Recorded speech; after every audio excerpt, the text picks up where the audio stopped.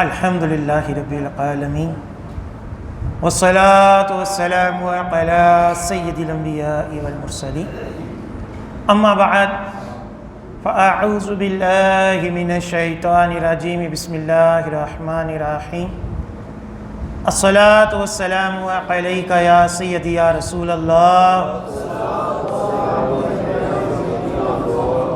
وعلى آلك وأصحابك يا سيدي يا حبيب الله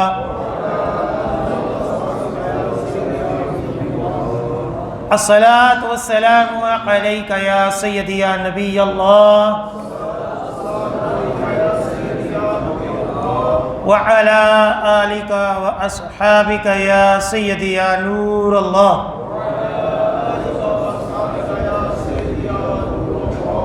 نویت سنت الاعتکاف الحمدللہ عز وجل ہم نماز جمعہ کے لیے حاضر ہوئے ہیں۔ دعا ہے کہ رب تعالی ہماری اس ادنا سی حاضری کو اپنی بلند بارگاہ میں قبول و منظور فرمائے، اور جو کچھ اس جمعے میں بیان ہوگا اسے سننے کی، سمجھنے کی، اس کے اوپر عمل پیرا ہونے کی اور مجھے صحیح طرح بیان کرنے کی توفیق عطا فرمائے۔ الحمدللہ عرس داتا گنج بخش رحمۃ اللہ علیہ جاری ہے۔ اسی مناسبت سے آج اس موضوع کے اوپر میں بیان کروں گا۔ وہ موضوع ہے حضرت داتا علی حجویری رحمۃ اللہ علیہ کے صحابہ کرام اور اہل بیت کے متعلق نظریات۔ ایک اصول ہمیشہ یاد رکھنا چاہیے، اور یہی اصول ایسے افراد جو یہ کہتے ہیں کہ جی ہمیں کیا پتہ چلے کون سا فرقہ حق پہ ہے کون سا غلط ہے، تو ان کو عموماً میں یہی کہتا ہوں کہ جو بزرگان دین ہیں ان کی کتابیں پڑھیں۔ آج سے 1000 سال پہلے، 500 سال پہلے، 400 سال پہلے ان بزرگوں کی کتابیں پڑھیں اور دیکھیں کہ جو اہل سنت کے عقائد و نظریات ہیں کہ کیا انہی بزرگوں نے نہیں ارشاد فرمائی، تو انشاءاللہ عز و جل آپ کو واضح ہو جائے گا کہ تمام کے تمام صوفیہ، تمام کے تمام محدثین، مفسرین، سب کے سب جو مستند ہیں وہ سارے کے سارے اہل سنت و جماعت تھے۔ اعلیٰ حضرت علامہ نے بھی بزرگان دین کی روشنی میں بد مذہبوں کا رد کیا کہ جو نئے نئے عقائد لے کر آئے۔ اب اس دور میں جہاں ہم زندگی گزار رہے ہیں، یہاں کئی گروہ جو ہیں وہ مسلمانوں کے عقائد کو خراب کرتے ہیں، صحابہ اکرام کے بارے میں غلط فہمیاں ڈالتے ہیں، اہل بیت کے بارے میں غلو کرتے ہیں، یعنی ان کی شان میں مبالغہ آرائی کر رہے ہیں۔ کئی سید زادے جو عام اتنے پڑھے لکھے نہیں، ان کے ذہنوں میں یہ بات ڈالی جاتی ہے کہ شریعت کی بات آپ کہتے ہیں کہ بات ہی کوئی نہیں، شریعت تو آپ کے گھر کی شے ہے، سید کے اوپر کیا مسئلہ ہے، سید کے لیے سب جائز ہے۔ یہ ایک لوگوں کی سوچ بن گئی، اور کئی لوگوں کو کہا جاتا ہے کہ جی حضرت علی جو ہیں وہ سب سے افضل ہیں کیونکہ بچپن میں اسلام قبول کیا، کیونکہ سرکار کے جو ہیں وہ داماد بھی ہیں۔ کئی اس طرح لوگوں کو مس گائیڈ کیا جاتا ہے۔ تو بزرگان دین کی جو تعلیمات ہوتی ہیں یہ ہر دم ہماری رہنمائی کرتی ہیں۔ میں نے پوری کشف المحجوب کے اندر سے یہ موضوع تیار کیا ہے، پوری کتاب کو پڑھ کر اس کے اندر سے آج اس جمعے میں جو بیان کروں گا وہ داتا گنج بخش رحمۃ اللہ علیہ کی صحابہ اور اہل بیت کے متعلق تعلیمات ہے، تاکہ اگر ہم حضور داتا گنج بخش رحمۃ اللہ علیہ کو مانتے ہیں، ان سے عقیدت رکھتے ہیں، تو ہمارے نظریات بھی ان کے مطابق ہونے چاہیے۔ یہی صحیح محبت ہوتی ہے کہ اللہ تعالیٰ نے قرآن پاک میں فرمایا وَكُونُوا مَعَ الصَّادِقِينَ، صدیقین کے، سچوں کے ساتھ ہو جاؤ۔ سچوں کے ساتھ ہونے سے کیا مراد ہے کہ ہر وقت نیک بندے کے ساتھ رہیں، ایسا تو نہیں ہوتا، اپنے گھر بھی جانا ہوتا ہے، اپنے کام کاج بھی کرنے ہوتے ہیں۔ تو اس آیت کا مطلب یہ ہے کہ دلی طور پر، نظریاتی طور پر سچوں کے ساتھ ہو جاؤ۔ ہم سب داتا سرکار کو سچا مانتے ہیں نا، تو نظریاتی طور پر ہمیں ان کے ساتھ ہونا چاہیے. سب سے پہلے عقیدہ افضلیت. حضور ابو بکر صدیق رضی اللہ تعالی عنہ تمام صحابہ سے افضل ہیں.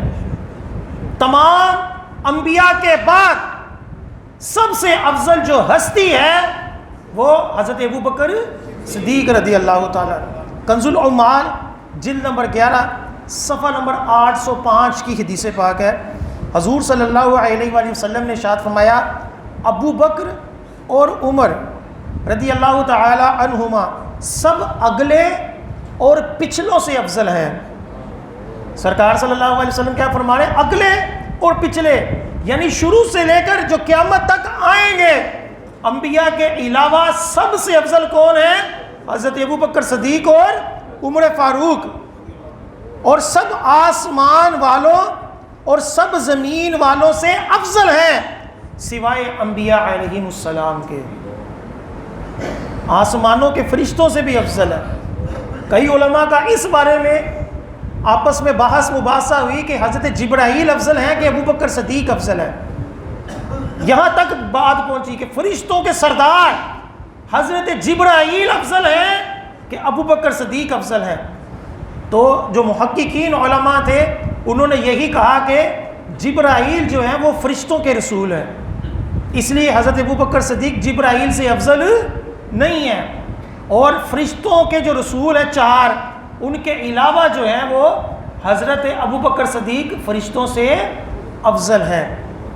تو آقا علیہ السلام کتنی واضح حدیث پاک کہ اگلے پچھلوں زمینوں آسمان والوں میں سب سے افضل کون ہے؟ ابو بکر صدیق اور عمر فاروق سوائے انبیاء علیہم السلام کے. کتنی واضح حدیث پاک آقا علیہ السلام نے ہمیں ارشاد فرمائی. ایک اور حدیث پاک ہے موجم کبیر للطبرانی کی جلد نمبر 12 صفحہ نمبر 285. حضرت عمر فاروق رضی اللہ تعالیٰ عنہ کے شہزادے بیٹے حضرت ابن عمر رضی اللہ تعالیٰ عنہما فرماتے ہیں ہم حضور صلی اللہ علیہ وسلم کی حیات مبارکہ میں کہتے تھے کہ نبی علیہ السلام کے بعد اس امت میں افضل حضرت ابو بکر صدیق، عمر فاروق، عثمان غنی رضی اللہ تعالی عنہم ہیں. اور حضور صلی اللہ علیہ وسلم ہماری اس بات کو سنتے تھے اور اس کے اوپر انکار نہیں کرتے تھے. یہ بھی ایک دلیل ہوتی ہے کہ جب یہ کریم صلی اللہ علیہ وسلم کے سامنے کوئی عمل ہو، آپ کے سامنے کوئی بات ہو اور آپ اس سے منع نہ کریں، وہ بھی حدیث تقریری کہتے ہیں اس کو، اور اس سے بھی کئی احکام ثابت ہوتے ہیں کہ آقا نے منع نہیں کیا. ورنہ آقا علیہ السلام تو اصلاح کے لیے آئے تھے. کوئی غلط بات ہوتی ہے آقا فوراً منع کرتے، نہیں ایسے نہ کرو، ایسے نہ بولو. تو حضرت ابن عمر فرماتے ہیں کہ ہم برملا سرکار صلی اللہ علیہ وسلم کی حیات مبارکہ میں یہ کہتے تھے کہ ابو بکر صدیق سب سے افضل ہیں، اور آقا علیہ السلام اس کے اوپر کچھ بھی نہیں فرماتے تھے. اسی طرح کتب فقہ کے اندر بہار شریعت، فتاوی بزازیہ اور حاشیہ شلبی اور اس کے علاوہ دیگر کتابوں کے اندر واضح لکھا ہوا ہے کہ جو شخص مولا علی رضی اللہ تعالی عنہم کو افضل کہے، سب سے افضل کہے، وہ شخص کیا ہے؟ گمراہ ہے. اس کے اوپر تمام فقہاء کرام کا یہ فتویٰ ہے کہ جو بھی حضرت علی رضی اللہ تعالیٰ عنہ کو سب سے افضل کہے وہ کیا ہے؟ وہ گمراہ ہے. اب حضور داتا گنج بخش رحمۃ اللہ علیہ کے نظریات سنیں. کشف المحجوب صفحہ نمبر 124 کے اندر آپ رحمۃ اللہ علیہ فرماتے ہیں کہ صدیق اکبر رضی اللہ تعالی عنہ بعد از انبیاء جملہ حلائق سے مقدم ہے اور ان سے آگے قدم رکھنا ہرگز روا نہیں. کون فرما رہے ہیں؟ حضور داتا گنج بخش رحمۃ اللہ علیہ کہ حضرت صدیق اکبر رضی اللہ تعالیٰ عنہ انبیاء کے بعد سب سے افضل ہیں. ہرگز کوئی صوفی، کوئی تصوف کے نام پر حضرت ابو بکر صدیق سے آگے قدم نہ رکھے، بلکہ حضرت ابو بکر صدیق کیا ہے؟ سب سے افضل ہے. اب اس دور کے اندر بعض جو فرادی مولوی تھے جنہوں نے لوگوں کو غلط فہمی ڈالی، وہ یہ کہتے ہیں کہ سیاست میں حضرت ابوبکر صدیق سب سے افضل ہے، لیکن ولایت میں حضرت علی افضل ہے۔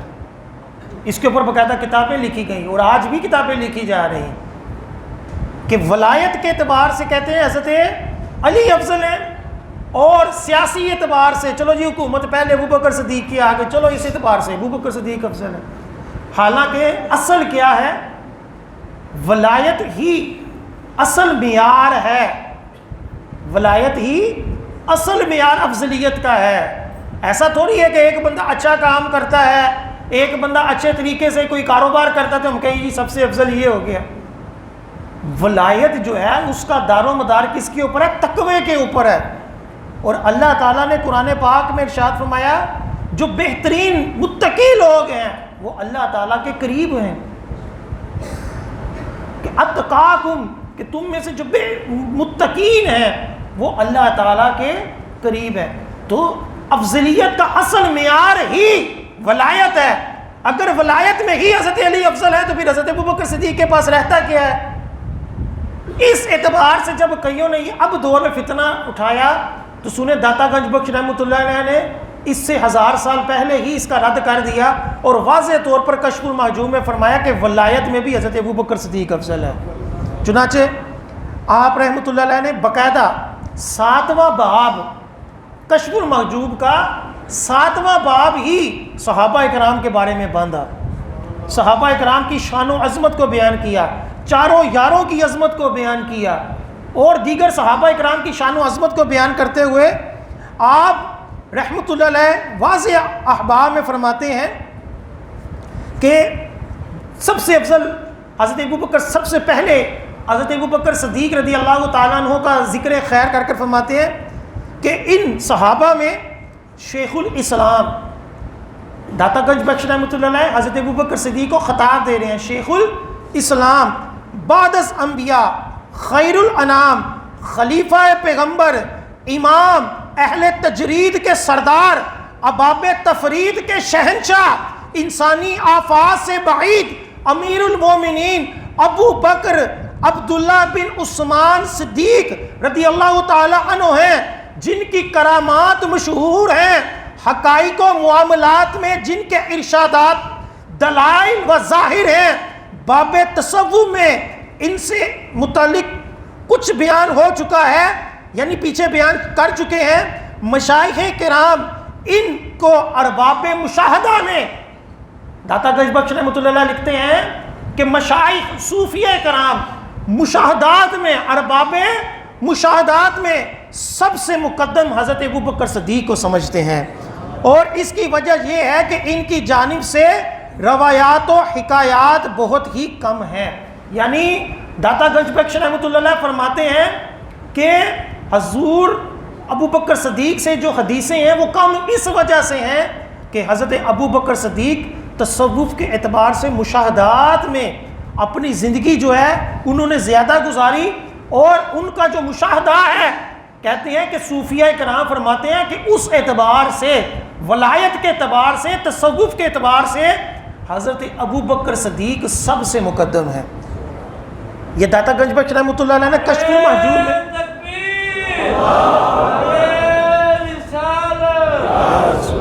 122 صفحے کے اوپر یہ فرمایا۔ پھر مزید آگے فرماتے ہیں کہ صفا کی اصل بھی ہے اور فرع بھی ہے، یعنی جو صوفی لفظ لکھنا ہے یہ کیا ہے؟ داتا گنج بخش رحمۃ اللہ علیہ نے اس کے اوپر بھی کافی کلام کیے کہ صوفی کہتے کسے ہیں، صوفی کی تعریف کیا ہے۔ تو نتیجہ یہ نکالا کہ صوفی جو ہے وہ دل کا تزکیہ ہے، دل کو پاک کرنا ہے۔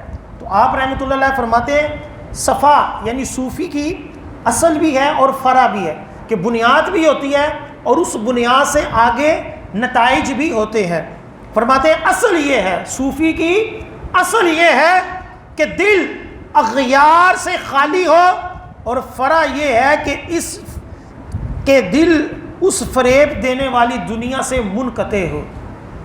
یعنی صوفی کی تعریف کتنی جامع معنی فرمائی کہ صوفی کی اصل یہ ہے کہ اس کے دل میں دنیا نہ ہو، دنیا غیر چیزوں کے دل سے خالی ہو، اور پھر اس کی فرع یہ ہے، اس کے نتیجہ یہ ہے کہ جو بھی چیز فریب دینے والی دنیا میں، یعنی دولت، خوبصورتی، دنیا کی خواہشات، فرماتے ہیں کہ صوفی کے دل میں وہ خواہشات بھی نہ ہوں.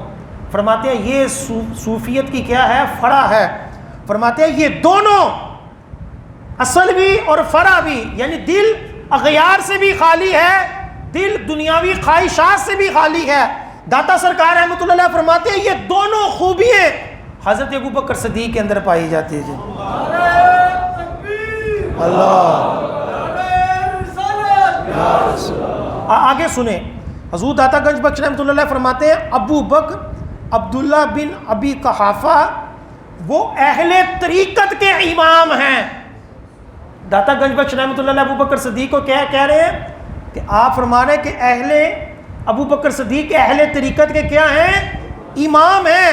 ان کا دل غیروں سے اس قدر خالی تھا کہ حضور صلی اللہ علیہ وآلہ وسلم کے وصال کے اوپر سب صحابہ جو تھے وہ ٹوٹے ہوئے تھے، اور حضرت عمر فاروق نے تلوار نکال لی اور کہا جو یہ کہے گا کہ حضور صلی اللہ علیہ وسلم وصال فرما گئے میں اس کا سر قلم کر دوں گا. فرماتے ہیں اس وقت حضرت ابوبکر صدیق نے کس حکمت عملی کے ساتھ یہ ارشاد فرمایا، الا من عبد محمدن فإن محمدن قد مات ومن عبد رب محمد فإنه حی لا يموت. فرماتے ہیں کہ جو محمد صلی اللہ علیہ وسلم کی عبادت کرتا تھا تو وہ یہ جان جائے کہ محمد صلی اللہ علیہ وسلم دنیا سے پردہ کر گئے، اور جو اللہ تعالیٰ کی عبادت کرتا تھا تو وہ یہ جان جائے کہ اللہ تعالیٰ زندہ ہے جس کو کبھی موت نہیں آئے گی. فرماتے ہیں اس وقت آپ کا یہ فرمانا یہ تصوف کی انتہا ہے کہ اس وقت کہ جب سب اپنی اپنی باتیں کر رہے تھے اس وقت اتنی پیاری بات اور اتنی حق بات کرنے والا کون ہے؟ حضرت ابوبکر صدیق رضی اللہ تعالی. یہ اس بات کی دلیل ہے کہ آپ جو بھی دنیا کی چیزیں ہیں، دنیا کی جو ساتھ دل لگانے والی چیزیں ان سے منقطع تھے. آپ نے فرمایا کہ دنیا کے ساتھ کوئی بھی رشتہ جو ہے وہ کیا ہے؟ وہ مقرر نہیں ہے، ہمیشگی نہیں ہے. اصل کیا ہے؟ اصل اللہ کے ساتھ لگاؤ ہے. ہمارے پیارے نبی صلی اللہ علیہ وآلہ وسلم بھی ان کی اصل اللہ کے ساتھ ہے. آقا علیہ السلام بظاہر دنیا سے چلے گئے لیکن وہ جو اللہ تعالیٰ کے ساتھ تعلق ہے وہ قیامت تک ہے. یہ حضرت ابوبکر صدیق نے تصوف کے اصولوں میں ایک بات ہمیں سمجھا دی. اور اللہ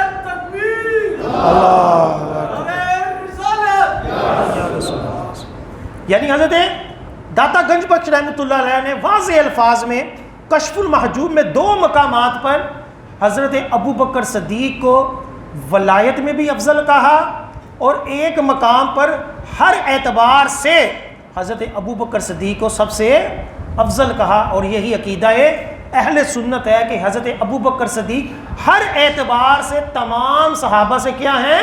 افضل ہیں. جس طرح ہمارے پیارے نبی ہر اعتبار سے تمام نبیوں سے افضل ہیں.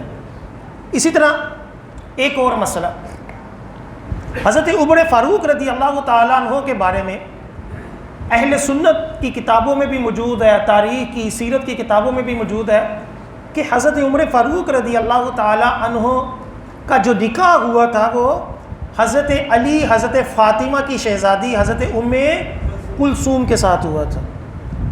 اس چیز کو کئی لوگ ہضم نہیں کرتے جو گستاخ ہیں. وہ کہتے ہیں بس سرکار کی ایک ہی بیٹی تھی، وہ تھی کیا؟ فاطمہ، اور ان کے ساتھ بس حضرت علی کا نکاح ہوا ہے. اور حضرت فاطمہ جو تھی ان کی جو آگے رشتہ داریاں ہیں ان کے صحابہ کے ساتھ تعلق ہی کوئی نہیں. صحابہ نے تو اہل بیت کے ساتھ ظلم ہی بڑا کیا ہوا ہے. اس طرح کے قصے کہانیاں سناتے ہیں. تو پہلی بات یہ کہ سرکار صلی اللہ علیہ وسلم کی اور بھی شہزادیاں ہیں. دوسرا مسئلہ یہ ہے جس کے اوپر اختلافات چلتے ہیں، دلائل چلتے ہیں کہ حضرت عمر فاروق کا نکاح حضرت فاطمہ کی شہزادی کے ساتھ ہوا تھا یا نہیں ہوا تھا. حضور داتا گنج بخش رحمۃ اللہ علیہ نے اس باب میں بھی کشف المحجوب میں مسئلے کو حل فرمایا. چنانچہ آپ صفحہ نمبر 472 کے اندر لکھتے ہیں، روایات میں ہے کہ حضرت عمر بن خطاب رضی اللہ تعالیٰ عنہ نے حضرت فاطمہ رضی اللہ تعالی عنہا بنت رسول اللہ صلی اللہ علیہ وسلم کی بیٹی حضرت ام کلثوم رضی اللہ تعالی عنہا کے عقد مبارک کے لیے ان کے والد حضرت علی رضی اللہ تعالی عنہ سے درخواست کی۔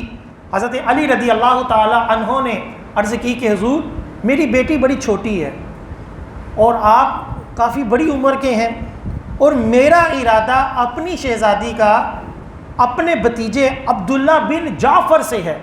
میرا ارادہ کیا ہے کہ میں اپنی بیٹی کا نکاح کس سے کروں؟ اپنے بھائی حضرت جعفر بن طیار، حضرت جعفر رضی اللہ تعالیٰ عنہ جو شہید ہوئے تھے، جعفر کی جو صاحب زادے ہیں حضرت عبداللہ، ان کے ساتھ کروں۔ تو حضرت عمر فاروق رضی اللہ تعالیٰ عنہ نے فرمایا کہ جہاں میں بڑی عمر کی عورتیں بھی ہیں، جہاں میں بڑی عمر کی عورتیں بھی، یعنی اس دنیا میں بڑی عمر کی بھی ہیں کہ میں ان سے بھی نکاح کر سکتا ہوں، مگر میں نے آپ کی شہزادی سے نکاح کی درخواست اس لیے پیش کی ہے کیونکہ میں نے نبی کریم صلی اللہ علیہ وآلہ وسلم سے سنا کلو سببی نسبی وینقطع بالموت الا حسبی و نسبی و یروی کلو سبب و نسب الا سببی و نسبی۔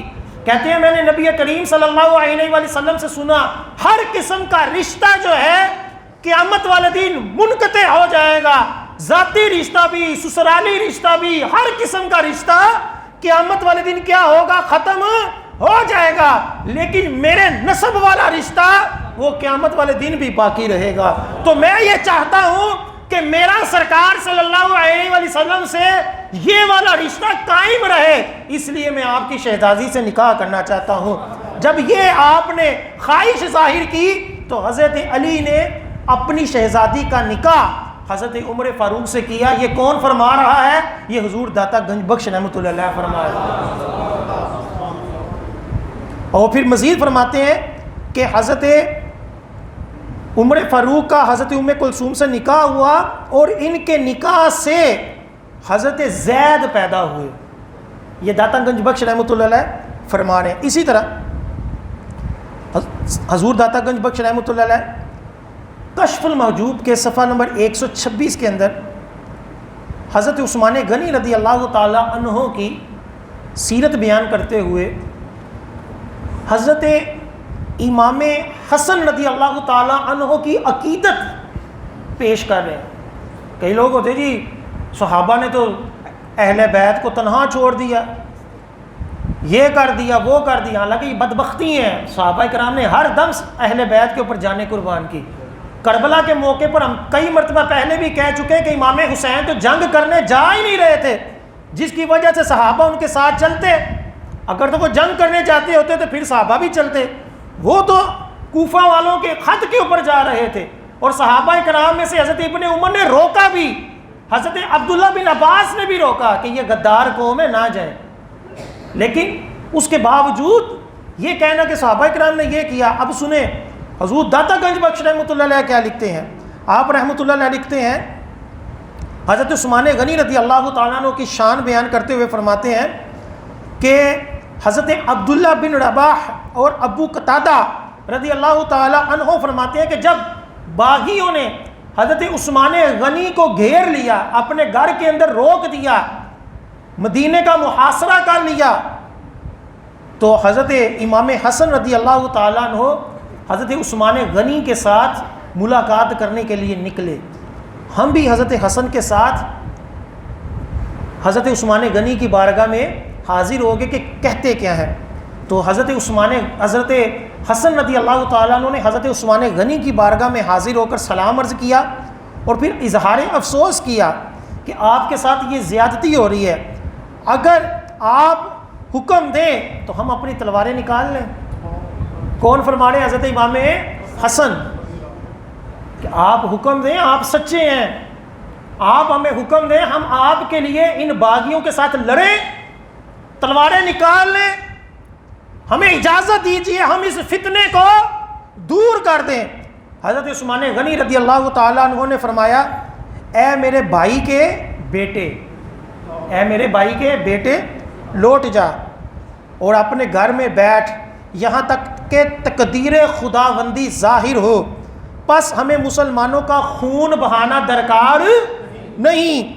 یہ درد بلا کے عالم میں تسلیم کا نشان ہے کہ حضرت داتا گنج بخش رحمۃ اللہ علیہ فرماتے ہیں اس وقت حضرت ابو بکر صدیق کا یوں فرمانا کہ آپ لوٹ جائیں، یہ بہت بڑا جو ہے وہ درد کی حالت میں بھی تسکین ہے۔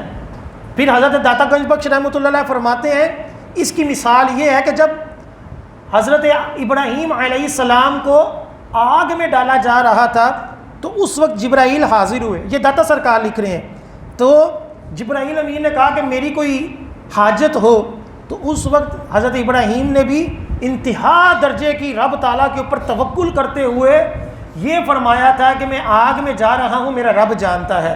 فرمایا یہی توکل، یہی ایمان حضرت عثمان غنی کا تھا کہ چاہنے والے کہہ رہے ہیں کہ آپ ہمیں حکم دیں، ہم ان باغیوں کے ساتھ لڑتے ہیں، لیکن حضرت عثمان غنی کیا فرما رہے ہیں کہ بیٹے لوٹ جا، جو میرے رب کا حکم ہوگا ہم اس کو مانیں گے، جو رب تعالیٰ نے ہماری تقدیر میں لکھا ہوا ہے ہم اس کو تسلیم کریں گے۔ تو حضرت داتا گنج بخش رحمۃ اللہ علیہ فرماتے ہیں کہ حضرت عثمان غنی کا یہ توکل، یہ نظریہ، یہ عقیدہ حضرت ابراہیم کی طرح تھا کہ وہ بھی رب تعالیٰ کے اوپر اس قدر توکل کرتے تھے۔ تو آپ رحمۃ اللہ علیہ نے تصوف کے اعتبار سے کہ ان کی یہ شان کو بیان کیا کہ صوفیہ کے اندر بھی یہ حضرت عثمان غنی جیسا توکل، حضرت عثمان غنی جیسا ذہن ہونا چاہیے کہ ہر حال میں رب تعالیٰ کی تقدیر پر راضی رہیں۔ اسی طرح حضور داتا گنج بخش رحمۃ اللہ علیہ نے 7واں باب جو تھا کشف المحجوب کا وہ صحابہ کرام کے بارے میں باندھا، اور 8واں باب اہل بیت کے بارے میں باندھا۔ اہل بیت کے بارے میں بھی نظریات، عقائد و نظریات جو تھے وہ پیش کیے۔ اس میں سب سے پہلے اعلیٰ داتا گنج بخش رحمۃ اللہ علیہ نے کشف المحجوب صفحہ نمبر 129 اس کے اندر بد مذہبوں کا رد کیا۔ کس کے تھرو؟ حضرت امام حسن رضی اللہ تعالیٰ عنہ کا قول پیش کر کے کہ یہ جو کئی صوفی ہوتے ہیں نا وہ کسی نے برا نہ کہو، کسی نے برا نہ کہو، تو آپ رحمۃ اللہ علیہ نے حضرت حسن رضی اللہ تعالیٰ عنہ کے الفاظ آپ کا ایک روایت کو پیش کیا کہ جس میں حضرت حسن رضی اللہ تعالیٰ عنہ قدریہ اور جبریہ فرقے کی مذمت کرتے ہیں کہ تقدیر کے منکر تھے۔ ایک گروہ ایسا دنیا میں آیا ہے اور یہ صحابہ کے دور سے آیا ہے کہ جو تقدیر کو نہیں مانتا تھا کہ تقدیر کوئی شے نہیں ہے۔ آج بھی جو 2 جماعتیں پڑھ لیتے ہیں نا وہ کہتا کچھ نہیں ہوتا، خود محنت کرنی چاہیے، خود یہ کرنا چاہیے، تقدیر کوئی شے نہیں۔ حالانکہ تقدیر بڑی شے ہے، کئی بندے محنتیں کرتے ہیں لیکن سبب کسی کا کامیاب ہوتا ہے، اور کئی بندے محنت بھی کوئی نہیں کرتے تو اللہ تعالیٰ نواز دیتا ہے۔ تقدیر بھی شے ہے، لیکن ایک فرقہ ایسا ہے جو تقدیر کو نہیں مانتا تھا۔ پھر اس کے اگینسٹ ایک فرقہ آیا تھا جو سب کچھ تقدیر کو ہی مانتا تھا، اس کو جبریہ کہا جائے۔ وہ کہتا ہے انسان گناہ بھی خود نہیں کرتا، بندہ کچھ شے ہی نہیں، سب کچھ اللہ ہی کرواتا ہے، لہذا انسان گناہ کرے نیکی کرے اس کے اپنا کوئی اختیار نہیں ہے۔ یہ بھی غلط تھا۔ تو حضرت حسن رضی اللہ تعالیٰ عنہ کے پاس حضرت حسن بصری رضی اللہ تعالیٰ عنہ نے ایک خط لکھا کہ آپ یہ قدریہ فرقہ اور جبریہ فرقے کے عقائد و نظریات پیش کیے، تو حضرت حسن نے جواب میں لکھا بسم اللہ الرحمن الرحیم اما بعد، آپ کا خط مجھے پہنچا، جو لوگ قدر خیر و شر من اللہ پر ایمان نہیں رکھتے، یعنی جو یہ نہیں سوچتے کہ ہر خیر اور ہر شر جو ہے وہ اللہ کی طرف سے ہے، تو اور جو اپنے گناہوں کو اللہ کی طرف منسوب کرتے ہیں، یہ فاجر لوگ ہیں۔ یعنی اللہ کی طرف سے اچھائی بھی ہے برائی بھی ہے، اس کو ہم بھی مانتے ہیں، لیکن ہم جو کام کرتے ہیں، نیک کام کرتے ہیں یا یہ گناہ کرتے ہیں، تو یہ گناہ جو ہے یہ اللہ کی طرف سے نہیں ہے، یہ ہمارے اپنے اعمال ہیں کہ اللہ نے ہمیں کہا نماز بھی پڑھ لو تو جوا بھی کھیل لو، تمہیں دونوں کا اختیار ہے۔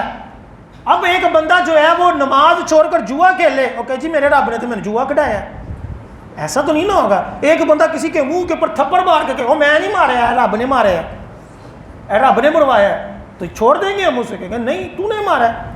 تو یہی تقدیر ہے کہ بندے کی اختیار میں اچھائی اور برائی دی گئی اور اس کی انبیاء کے ذریعے رہنمائی کی گئی کہ یہ برا ہے اور یہ اچھا ہے۔ تو حضرت حسن رضی اللہ تعالیٰ عنہ فرماتے ہیں کہ جو لوگ تقدیر کا مطلقاً انکار کرتے ہیں وہ بھی فاجر ہیں، اور جو برائی کو اللہ کی طرف منسوب کرتے ہیں وہ بھی فاجر ہیں۔ قدریہ جماعت کا مذہب، یہ حضرت حسن فرما رہے ہیں، قدریہ جماعت کا مذہب انکار تقدیر ہے، اور جبریہ جماعت گناہوں کو حق تعالیٰ سے منسوب کرتی ہے۔ بندہ خدائے عز و جل کی جانب سے ملی ہوئی استطاعت تک اپنے افعال پر مختار ہے، اور ہمارا مذہب قدر و جبر کے درمیان میں ہے۔ ہمارا مذہب یعنی عقیدہ اہل سنت، یہ بھی ہمارا مذہب ہے۔ یہ حسن رضی اللہ تعالیٰ عنہ فرما رہے ہیں کہ ہم نہ قدریہ ہیں نہ جبریہ ہیں، ان دونوں کے درمیان کہ ہم تقدیر کو بھی مانتے ہیں، اور ہم کچھ چیزیں ایسی ہیں جس کے بارے میں یہ کہتے ہیں کہ اس میں ہمارا اختیار نہیں ہے، جس میں موت ہے، ہمیں اپنی موت کے اوپر اختیار نہیں ہے، ہمیں اپنے رزق کے اوپر اختیار نہیں ہے کہ اللہ تعالیٰ نے جتنا رزق جہاں سے دینا ہے ہم اس طرح ہی لیتے ہیں، لیکن ایسا نہیں ہے کہ ہم گناہ کر کر یہ کہیں کہ یہ گناہ رب نے کروایا، یہ نہیں ہے۔ یہ کس نے ارشاد فرمایا؟ حضرت حسن رضی اللہ تعالیٰ عنہ، حضرت علی کے شہزادے اور خلافت راشدہ کے 5ویں خلیفہ حضرت داتا گنج بخش رحمۃ اللہ علیہ، ان کا یہ اقوال ہمیں ارشاد فرما رہے ہیں، جس سے یہ پتہ چلا کہ حضرت حسن رضی اللہ تعالیٰ عنہ اور حضور داتا گنج بخش رحمۃ اللہ علیہ عقیدہ اہل سنت جو تقدیر کے متعلق ہے وہ ارشاد فرما رہے ہیں۔ اسی طرح حضرت داتا گنج بخش رحمۃ اللہ علیہ کشف المحجوب 131 صفحے کے اوپر بڑا پیارا واقعہ لکھتے ہیں، حضرت امام حسین کی شان بیان کرتے ہوئے کہ آپ کے پاس ایک محتاج آیا، تو اس نے آ کر عرض کی کہ حضور مجھے جو ہے وہ حاجت ہے، سوال کیا، تو حضرت حسین رضی اللہ تعالی عنہ نے فرمایا اے درویش بیٹھ جا، اب بیٹھ جا، میرا رزق آ رہا ہے، میرا رزق آ رہا ہے۔ اس نے سوال کیا، حضرت امام حسین نے بٹھا دیا اور کہا میرا رزق آ رہا ہے۔ تھوڑی دیر بعد حضرت امیر معاویہ رضی اللہ تعالیٰ عنہ کی طرف سے 5 تھیلیاں آئیں، اشرفیوں کی 5 تھیلیاں آئیں۔ یہ کون لکھ رہے ہیں؟ حضور داتا گنج بخش رحمۃ اللہ۔ یہ ثابت کر رہے ہیں کہ حضرت امیر معاویہ رضی اللہ تعالیٰ عنہ کا حضرت امام حسین رضی اللہ تعالیٰ عنہ سے کیا تھا؟ پیار تھا، کہ ان کی بارگاہ میں نذرانے پیش کرتے ہیں۔ اب بعض لوگ یزید کا بھی ساتھ ساتھ حضرت امیر معاویہ کو بھی تان کرتے ہیں، جبکہ حضرت امیر معاویہ نے یزید کو خلیفہ بناتے وقت بھی یہ وصیت کی تھی، اپنا خلیفہ بناتے وقت بھی، کہ امام حسین کا لحاظ رکھنا، ان کی عزت کرنا، اور خود بھی حضرت امیر معاویہ کیا کرتے تھے؟ نذرانے پیش کرتے تھے۔ یہ کون فرما رہے ہیں؟ حضور داتا گنج بخش فرما رہے ہیں، اور حضرت امام حسین کی سیرت بیان کر رہے ہیں کہ آپ نے اس سائل کو کہا بیٹھ جا، 5 تھیلیاں اشرفیوں کی آئیں، ہر تھیلی میں 1000 دینار تھے۔ ایک دینار سونے کی اشرفی ہوتی تھی، سونے کی 1000 دینار تھے 5 تھیلیوں کے اندر، تو کتنے ہوئے؟ 5000 دینار۔ لانے والے نے عرض کی کہ امیر المومنین حضرت امیر معاویہ رضی اللہ تعالیٰ عنہ نے معذرت کی ہے اور کہا ہے کہ ابھی یہ اپنے خدمت گزاروں پر خرچ کریں، اور انتظام کیا جا رہا ہے۔ کہ حضرت امیر معاویہ نے تاخیر سے بھی معذرت کی کہ آپ کی بارگاہ میں نذرانہ پیش کرتے وقت تاخیر ہو گئی ہے، ابھی فی الحال اتنا ہے، جب مزید انتظام ہو جائے گا تو میں آپ کی بارگاہ میں اور پیش کر دوں گا۔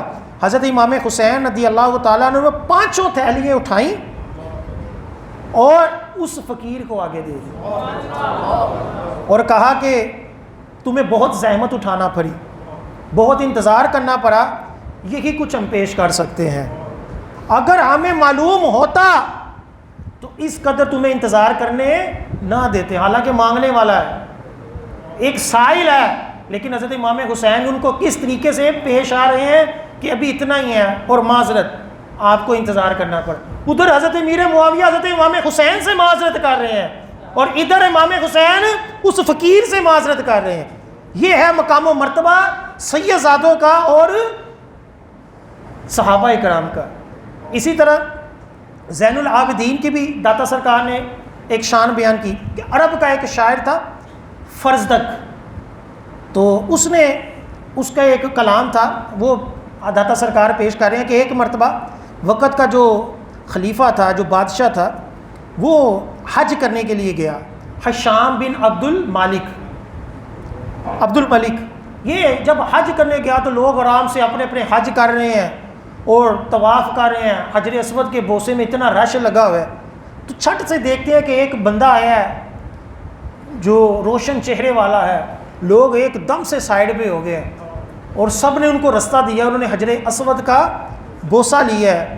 تو وہ بڑے حیران ہوئے کہ میں بادشاہ ہو کر میری کوئی پرواہ نہیں ہے, اور یار یہ ایک بندہ ہے عام سا اور اتنا لوگوں نے اس کو پروٹوکول دیا ہے.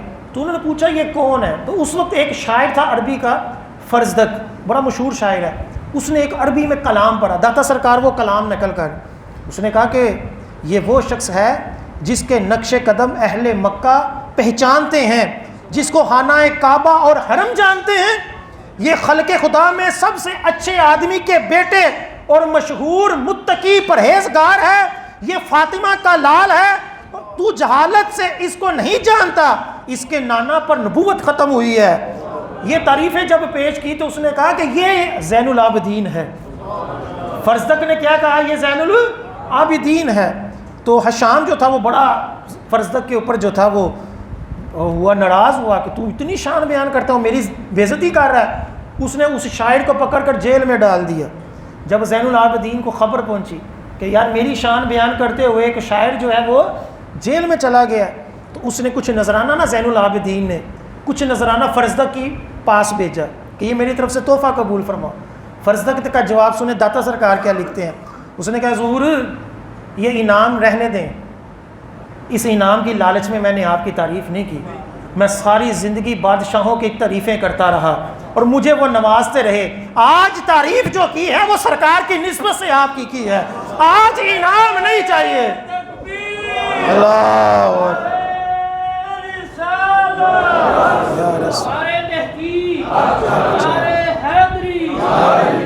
آج جو تعریفیں کی ہیں حضور یہ کسی پیسوں کے لیے نہیں کی, کسی ناموری کے لیے نہیں کی, یہ میری عقیدت تھی, یہ میری آپ سے محبت تھی. حضرت زین العابدین نے دوبارہ پھر پیسے بھیجے اور کہا کہ جب میری ساتھ عقیدت رکھتے ہو تو یہ رکھ لو, میرے کہنے پہ رکھ لو. پھر فرزدق نے وہ سرکار حضرت زین العابدین کا وہ جو تحفہ تھا وہ اپنے پاس رکھا. یہ ہے سیدزادے. اللہ اکبر.